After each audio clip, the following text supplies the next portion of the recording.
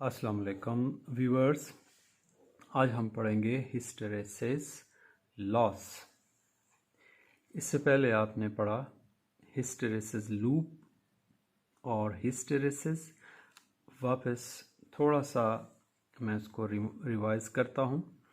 Hysteresis loop दरअसल magnetising current और magnetisation के बीच में एक ग्राफ है जो ओरिजिन से कभी नहीं गुजरता, एक लूप बनाता है। इसलिए हम इस ग्राफ को हिस्टेरेसिस लूप भी कहते हैं। जब ये मैग्नेटाइजिंग करंट ज़ीरो से पॉजिटिव मैक्सिमम की तरफ जा रहा होता है तो मैग्नेटाइजेशन भी इंक्रीज हो रही होती है, मैग्नेटिक डोमेन्स की अलाइनमेंट हो रही होती है। इस वजह से मैग्नेटाइजेशन इंक्रीज हो रही होती है। एक ख़ास वैल्यू पे जाके ये मैग्नेटाइजेशन फर्दर नहीं होती। अगर हम करंट को इंक्रीज़ करने का ऑप्शन रखते हों, यहाँ से करंट इंक्रीज़ हो रहा है फर्दर, तो हम देखेंगे मैग्नेटाइजेशन मज़ीद इंक्रीज़ नहीं हो रही और ग्राफ हमें यूँ हॉरिजॉन्टल मिल रहा है। ऐसी स्टेट को हम सैचुरेशन स्टेट बोलते हैं। सैचुरेशन से मतलब जितनी अलाइनमेंट होनी थी मुकम्मल हो चुकी, जितना मैग्नेटाइज होना था सैंपल ने हो चुका। अब फर्दर करंट बढ़ाने से कोई मैग्नेटाइजेशन नहीं बढ़ेगी। अब चूँकि यहाँ पे एसी करंट हमने लगाया हुआ है जो मैग्नेटाइजेशन कर रहा है, तो इसमें मुसलसल बढ़ने वाली बात यहाँ आके स्टॉप हो जाती है। आई नॉट से ये करंट वापस ऑटोमेटिकली ज़ीरो की तरफ आता है क्योंकि ये अल्टरनेटिंग करंट है। अब हमारे पास करंट को मुसलसल इंक्रीज़ करते रहने का ऑप्शन ख़त्म एसी केस में, एसी करंट केस में। लिहाजा ये हॉरिजॉन्टल ग्राफ आगे नहीं जाएगा। यहाँ से ये ग्राफ वापस यूँ मुड़ेगा, मैग्नेटाइजेशन रिवर्स होगी, डीमैग्नेटाइज होगा मटेरियल करंट डिक्रीज होने से। तो ये सैचुरेशन बताना ज़रूरी था कि सैचुरेशन क्या है। Maximum alignment of the domains या maximum value of magnetization in ferromagnetic material.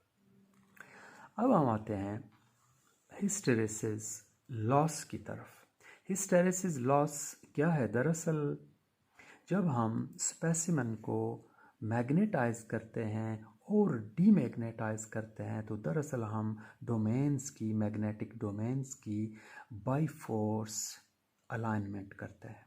ऐसा करने में हमें कुछ वर्क करना पड़ता है। वो वर्क क्या है? दरअसल हम इलेक्ट्रिकल एनर्जी सप्लाई करते हैं। एसी करंट की एनर्जी यूज़ होती है, वो हम इलेक्ट्रिकल वर्क करते हैं और वो वर्क एनर्जी के तौर पे उस स्पेसिमन में, फेरोमैग्नेटिक मटेरियल में हीट के तौर पे जाहिर होता है। ऐसा क्यों होता है? दरअसल मैग्नेटिक डोमेन्स के बीच में जो फ्रिक्शन है वो अलाइनमेंट नहीं करना चाहते, वो रैंडम रहना चाहते हैं। हम उनको बाय फोर्स अलाइनमेंट देते हैं, तो ऐसा करने में हमें एनर्जी खर्च करना पड़ती है, इलेक्ट्रिकल एनर्जी। ये एनर्जी हमारे पास पर साइकिल जो एनर्जी का खर्च है, हम जो एनर्जी यूटिलाइज करते हैं एक साइकिल में, जितनी एनर्जी मैग्नेटाइजेशन के प्रोसेस में खर्च होती है उसको हम एनर्जी लॉस, हिस्टेरेसिस लॉस बोलते हैं। अब इसको कैलकुलेट कैसा किया जाए? प्रैक्टिकली हमारे पास जो एक्सपेरिमेंटल डेटा हासिल हुआ उसकी मदद से एनर्जी लॉस पर साइकिल कैलकुलेट करने के लिए एक फार्मूला है। फार्मूला ये है कि जितना एरिया है इस लूप का, ये वाला, इस एरिया के प्रोपोर्शनल है energy loss. E is proportional to area of the loop। अब जितना एरिया ग्रेटर होगा, ज़्यादा होगा, एनर्जी लॉस ज़्यादा होगा। मतलब एक मटेरियल जो मुश्किल से मैग्नेटाइज हो रहा है और फिर मुश्किल से डीमैग्नेटाइज हो रहा है, उसके लिए ये हिस्टेरेसिस लूप का एरिया ज़्यादा होगा। और जो मटेरियल आसानी के साथ मैग्नेटाइज हो जाता है और आसानी के साथ डीमैग्नेटाइज हो जाता है, उसके लिए यही एरिया, लूप एरिया कम हो जाएगा। मैं यहाँ पे 2 लूप एरिया दिखा रहा हूँ। एक ये लूप एरिया है, एक ये लूप एरिया है। इसका एरिया ज़्यादा है। इसमें आप देखें ये कोएर्सिविटी यहाँ पे, सॉरी रिटेंटिविटी R O से, और C, O से C तक जो ये लेंथ है कोएर्सिविटी, ये दोनों ग्रेटर हैं। इसके मुकाबले में यहाँ कोएर्सिविटी कम है, रिटेंटिविटी उतनी ही है। अब अगर हम रिटेंटिविटी को भी कम करें तो एरिया और कम हो जाता है। फॉर एग्ज़ाम्पल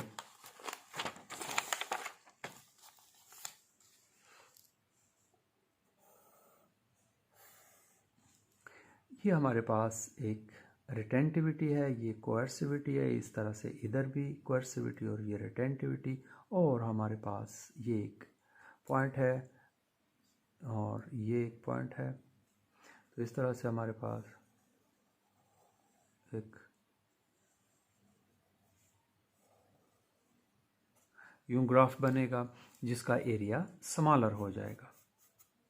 तो इसके लिए कोएर्सिविटी और रिटेंटिविटी दोनों कम है। ये मैग्नेटाइजिंग करंट है, ये मैग्नेटाइजेशन है, तो इसके लिए एरिया कम। अब इस एरिया ऑफ लूप के कम या ज़्यादा होने से टाइप्स हो जाती हैं।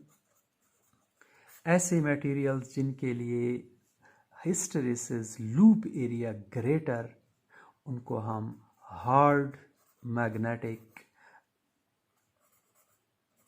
मटेरियल्स बोलते हैं। For example steel hard magnetic है, इसको मैग्नेटाइज करना भी कदरे मुश्किल है, डीमैग्नेटाइज करना भी मुश्किल है। इसका एरिया ऑफ लूप ग्रेटर होगा, जबकि सॉफ्ट मैग्नेटिक मटेरियल में एरिया ऑफ लूप स्मॉलर हो जाता है, एनर्जी लॉसेस कम हो जाते हैं, मटेरियल आसानी के साथ मैग्नेटाइज और डीमैग्नेटाइज हो सकता है। फॉर एग्ज़ाम्पल सॉफ्ट आयरन इसकी एग्ज़ाम्पल है। अब मटेरियल की ये खसूसियत उनकी एप्लीकेशन या डेली लाइफ में यूजेज की अंडरस्टैंडिंग हमें देती है। फॉर एग्ज़ाम्पल जब हमने परमानेंट कोई मैग्नेट बनाना हो तो हम हार्ड मैग्नेटिक मटेरियल लेते हैं, और जहां हमें परमानेंट मैग्नेट नहीं बनाना होते, हम चाहते हैं कि इजीली मटेरियल मैग्नेटाइज हो और इजीली डीमैग्नेटाइज हो, मैग्नेटाइजिंग करंट के साथ मैग्नेटाइजेशन सिंक्रोनाइज हो, मैच कर रही हो। तो जैसे ट्रांसफार्मर जो होते हैं, इलेक्ट्रिक ट्रांसफार्मर, उसमें जो कोर है मटेरियल, वो हम यूज़ करते हैं ताकि आसानी से वो मैग्नेटाइज और डीमैग्नेटाइज हो जाए और एनर्जी लॉसेस कम हो जाए। तो ये सॉफ्ट आयरन का हम बनाते हैं। तो इस तरह से ये मटेरियल प्रैक्टिकल लाइफ में अपनी यूजेज की अंडरस्टैंडिंग हमें देते हैं, हम कहाँ पे इनको इस्तेमाल कर सकते हैं। तो इस तरह से हिस्टेरेसिस लूप का एरिया हमारे लिए रहनुमाई देता है, हम कौन सा मटेरियल किस काम के लिए यूज़ करें। ओके, अल्लाह हाफिज़। आज के लिए इतना काफ़ी है।